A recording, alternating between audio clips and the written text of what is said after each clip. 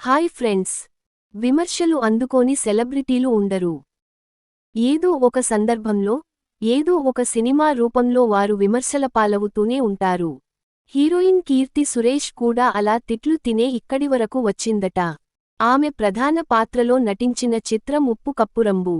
సుహాస్ కీలక పాత్ర పోషించిన ఈ మూవీ అమెజాన్ ప్రైమ్లో జూలై 4న విడుదల కానుంది. ఈ సందర్భంగా ఓ ఇంటర్వ్యూలో కీర్తి సురేష్ తనను బాధపెట్టిన ఓ సంఘటనను చెప్పుకొచ్చింది. ఇప్పటికీ బాగా గుర్తు.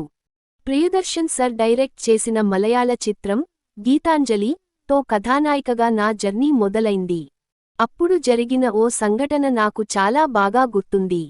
ఓ సన్నివేశం షూటింగ్ అయ్యాక ఎంత చెత్తగా చేశావో తెలుసా, వెళ్ళి మానిటర్ చూసుకోపో అని తిట్టాడు. నాకు కళ్లల్లో నీళ్లు తిరిగాయి. నాకు అది మొదటి సినిమా కావడంతో ఏడ్చేశాను. ఆయన అందరినీ అలానే అనేస్తాడు.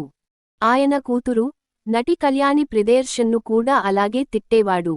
కాని ఉప్పుకప్పురంబు డైరెక్టర్ అని శశి మాత్రం నటీనటులకు చాలా స్వేచ్ఛ ఇస్తాడు. ఈయన ఆవేశంతో తిట్టేవరకు పరిస్థితులు చేయిదాటిపోనివ్వను. అప్పటికే ఆయన చెప్పిన సీన్లో బాగా నటిస్తాను. ఇంకో విషయమేంటంటే ఈ డైరెక్టర్ మంచి నటుడు కూడా. చాలామంది డైరెక్టర్లు చెప్తారంతే, కాని ఈయన ఎలా యాక్ట్ చేయాలని చేసి చూపిస్తాడు అని కీర్తి సురేష్ చెప్పుకొచ్చింది.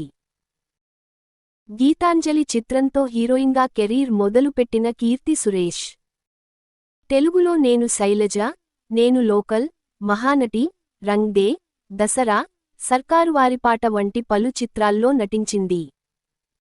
కల్కి చిత్రంలో ప్రభాస్ వాడే కారుకు వాయిస్ ఓవర్ ఇచ్చింది. ఈ వీడియో మీకు నచ్చితే లైక్ చేయండి, షేర్ చేయండి. మన ఛానల్ని సబ్స్క్రైబ్ చేయడం మర్చిపోకండి. Bye friends.